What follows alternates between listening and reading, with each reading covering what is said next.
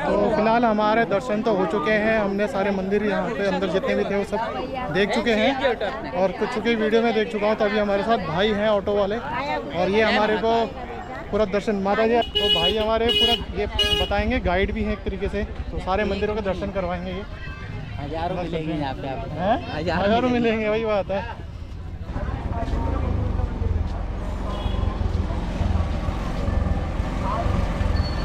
तो भाई ने ऑटो निकाल लिया है, उसी में चलेंगे अब हम।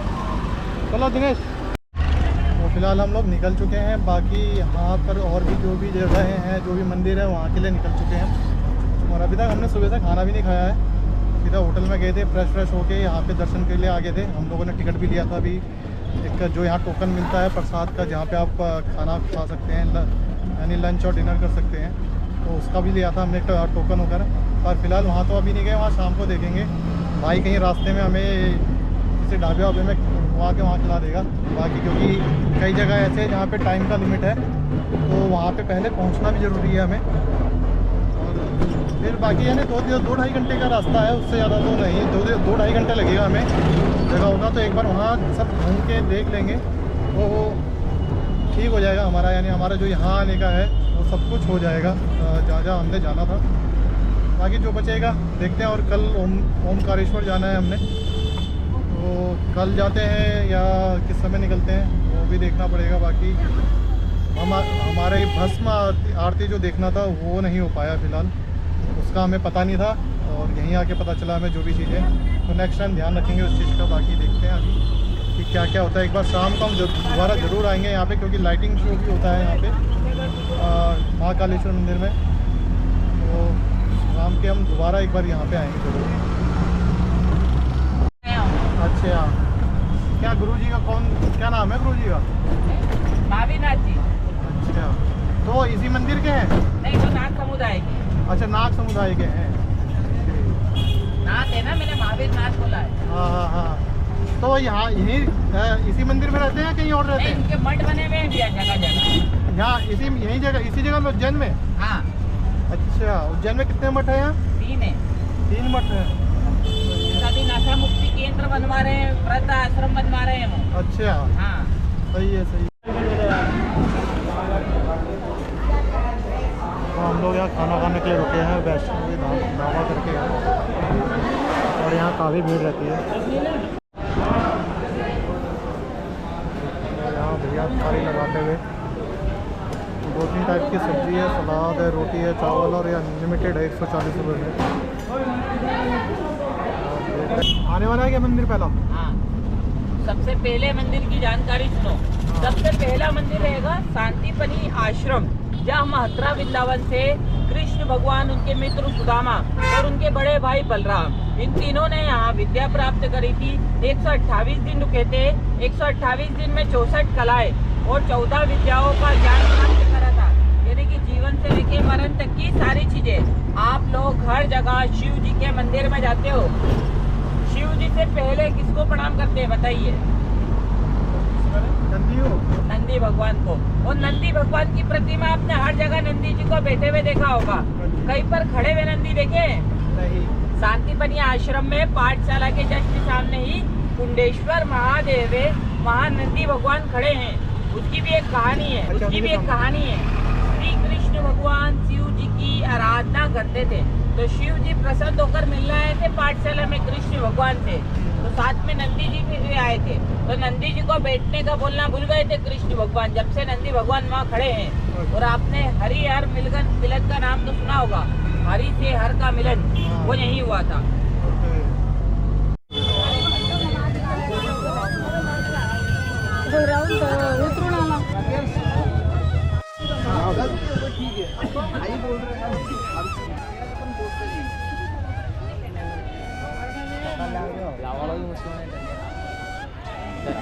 ये अपना सबसे पहला मंदिर है, जहाँ आप हर जगह कृष्ण भगवान के मंदिर में जाते हैं तो कृष्ण भगवान को बांसुरी बजाते हुए देखा होगा या राधा जी के साथ देखा होगा। यहाँ कृष्ण बलराम सुदामा पढ़ते हुए दिखाए गए, उनकी पाठशाला है। और जो मैंने खड़े हुए नंदी की कहानी बताई थी, ये सामने कुंडेश्वर महादेव ने अति प्राचीन खड़े हुए नंदी है। ये दोनों चीज़ें अपन लास्ट में दर्शन करेंगे, पहले पाठशाला का पूरा परिक्रमा का लगाते भाई। श्री कृष्ण भगवान ने यहाँ गोमती माता की आराधना करी थी। गोमती माता को स्वयं प्रकट करा था यहाँ पर। सामने उधर टच करिए, सामने सर्वेश्वर महादेव है। 6700 वर्ष पुरानी शिवलिंग है। जो शांतिपनी गुरु थे ना, उन्होंने बेलपत्र की तपस्या से उत्पन्न करा है। स्वयंभू शिवलिंग है, पहले वहाँ दर्शन करे। सामने 14 डिसिप्लिन है, कृष्ण द्वारा सीखी गई 14 विद्या, वो देखना, फिर आगे का बताएंगे। पहले सर्वेश्वर के दर्शन करें।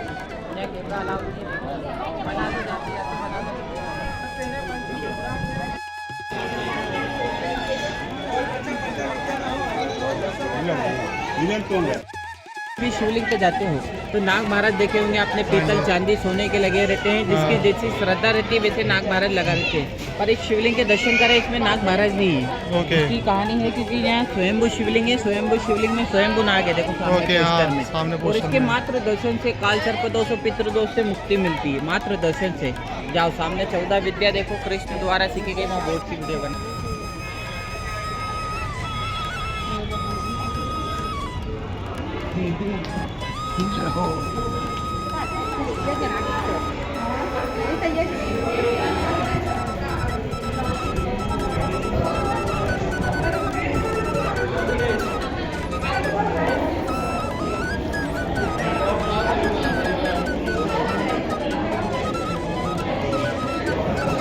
तो यहीं पर ही श्री कृष्ण भगवान जी की शिक्षा हुई थी।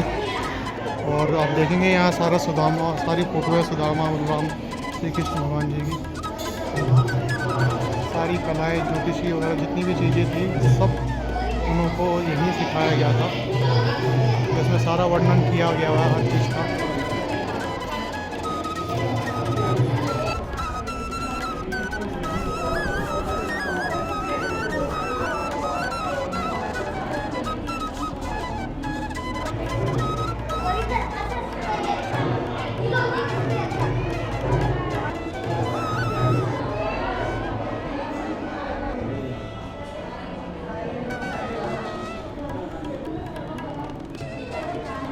ये तो 12 है, फोटो में तो 12 चलाई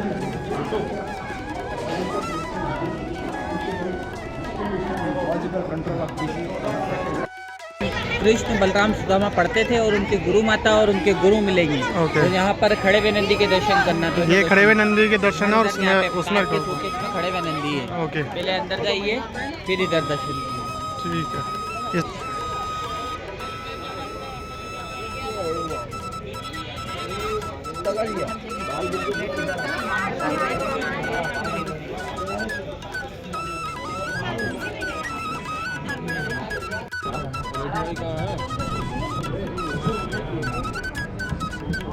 अंदर आ जाओ।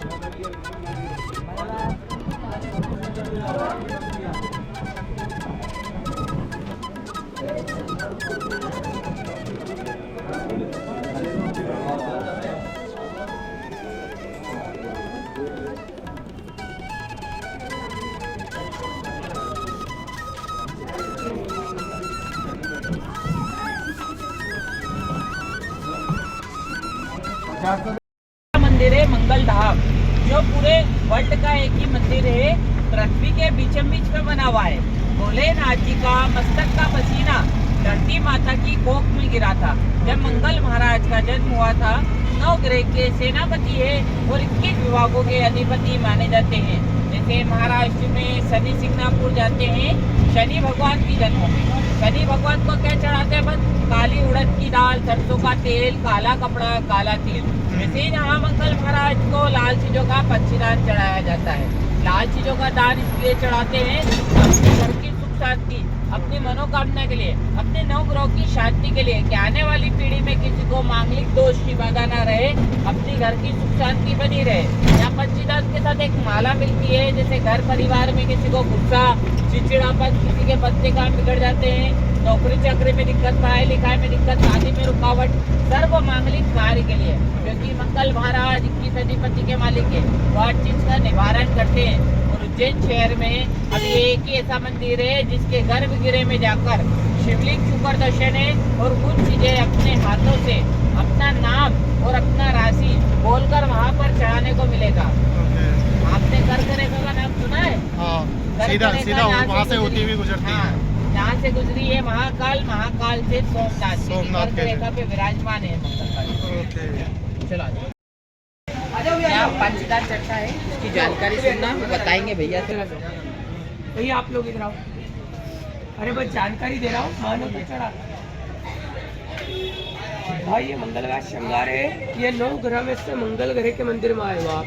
जैसे अपन शनि भगवान को काली चीव का दान चढ़ाते हैं, वैसे मंगल भगवान इनको लाल चीव का दान चढ़ाया जाता है। महादेव का पसीना पृथ्वी के गर्भ पे गिरा था और पृथ्वी के गर्भ से मंगल भगवान की उत्पत्ति हुई है, इसलिए शिवलिंग के रूप में विराजमान है। अपनी लाइफ में जितने भी कार्य पूर्ण होते हैं सारे मंगल के द्वारा पूर्ण होते हैं, इसके लिए आप मंगल का दान चढ़ाते हैं। मंगल का पूरा श्रृंगार है 251 का। अंदर पंडित जी बैठे आपको बताते जाएंगे, आप चढ़ाते जाना। आज के दिन गर्भगृह में एंट्री या डायरेक्ट आपको मेन शिवलिंग के पास बिठाएंगे और अपने हाथों चढ़वाएंगे। उज्जैन नगरी में दर्शन करे निकले हो आप, एक महाकाल और एक मंगल धाम, 2 जगह प्रसाद चढ़ाने का महत्व रहता है। पुष्प आधा चंदन मंगल का दान चढ़ जाएगा यहाँ। रिटर्न में आपके घर सूर्य, मंगल की माला, कछुआ, मंगल का यंत्र, ये निशानी महामंगल की आपके घर जाएगी। यदि आप लोगों का मन हो अपने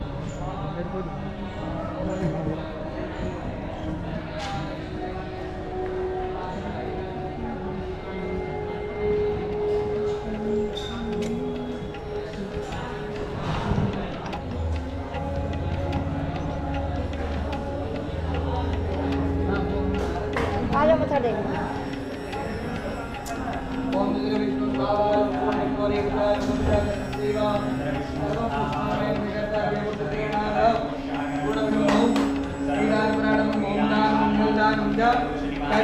इसके अंदर और जो भी कामना है वो कामना बोलो। भगवान से चिंता कामम तम तम प्राप्त मनोकामना बोल लीजिए भगवान से। रख लेना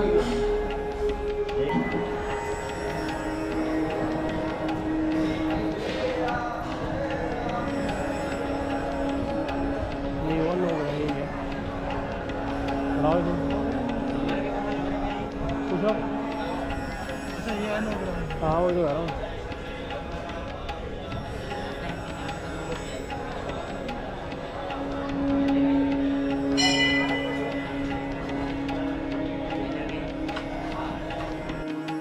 ये जो आप नदी देख रहे हो, ये मोक्षदायिनी सिप्रा मैया है। अच्छा, ये राजा सिप्रा। दशरथ जी थे, राम जी के पिताजी। हाँ जी। इनको इसी नदी से मोक्ष मिला था। ओके। और देव और दानव के समय अमृत के लिए युद्ध हुआ था ना, हाँ, हाँ। समुद्र मंथन के हाँ, टाइम पे। हाँ। तो 4 जगह अमृत की बूंदें भी गिरी है, हरिद्वार, प्रयागराज, नासिक और उज्जैन। उसमें से ये नदी है जिसमें अमृत की बूंदें गिरी।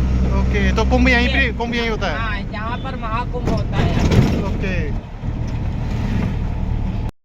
भैरव जहाँ महाकाल के सेनापति है, जहाँ पत्थर की मूर्ति शराब पीती है। महाकाल दर्शन जब पूर्ण दिलाते हैं, जब काल भैरव का दर्शन होता है, वो काल भैरव को मदिरा इसलिए पिलाते हैं जो अपने अंदर के काल कष्ट रहते हैं उनको ग्रहण करने के लिए काल भैरव को मदिरा पिलाते हैं। क्योंकि काल भैरव बाबा को ब्रह्म हत्या का दोष लगा है। ब्रह्मा जी का एक सिर नहीं काटा था और शिव भगवान के 5वें रूप अवतार है काल भैरव। ओके, तो हम जा रहे हैं अभी काल भैरव मंदिर में। और ये देखो यहाँ पे कितनी फूल मालाएं वगैरह चढ़ाई, माला वगैरह चढ़ा रखी है। तो यहाँ पे कह रहे हैं कि 1 घंटा करीबन हमें लग जाएगा लाइन में लग के दर्शन करने में। और देखते हैं अंदर जाके भाई कितना लाइन है, कितनी क्या है।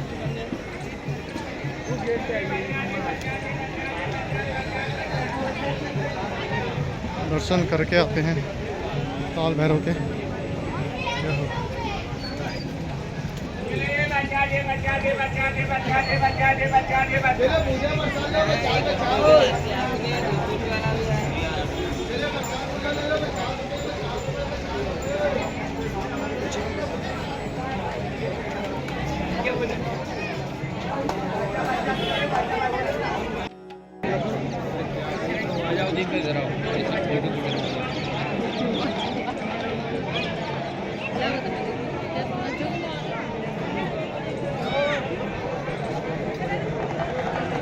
लाइन लगा रखी है क्या?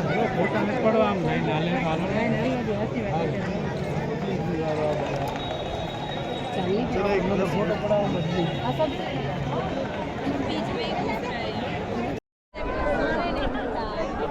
खाना भी 10 मिनट में ना हो।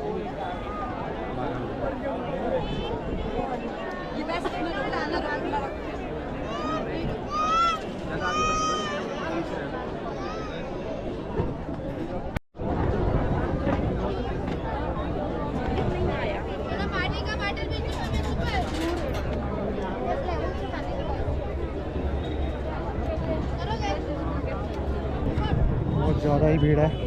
आधा घंटा तो हमें भी हो गया है, आधे घंटे से कम हुआ, थोड़ा सा होने वाला है। और आप लाइन देखो कितनी ज़्यादा है, और भी बची हुई है यार। तो सामने है काल भैरव का द्वार, अभी हम यहीं से एंट्री करेंगे। आई थिंक ये लास्ट लाइन होगी पीछे वाली जो सामने दिख रही है। इसके बाद हम लोग एंटर कर जाएंगे काल भैरव मंदिर में, जो सामने है। तो भाई लोगों हम लोग पहुंचने वाले हैं कुछ ही देर में, और ये रहा सामने मंदिर। अपने आप के लिए तो वहाँ से जयकारे की भी आवाज़ें आ रही हैं अंदर की साइड से। तो बस हम घुसने वाले हैं थोड़ी देर में, इतनी सी भीड़ रहेगी।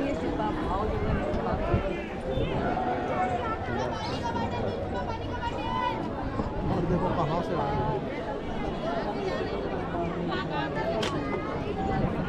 तो इतनी लाइन पार करके आ चुके हैं यहाँ तक, लास्ट लाइन है हमारी इस समय।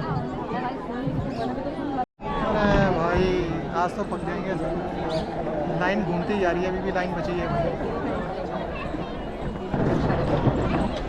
द्वार के पास में तो आ चुके हैं, पर लाइन घूम रही है अभी भी। एक लाइन है कि 2-3 लाइन है?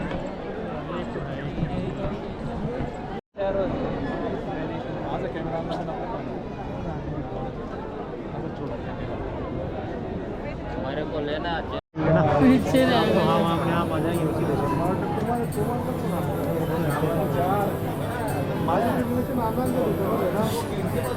अरे महादेव।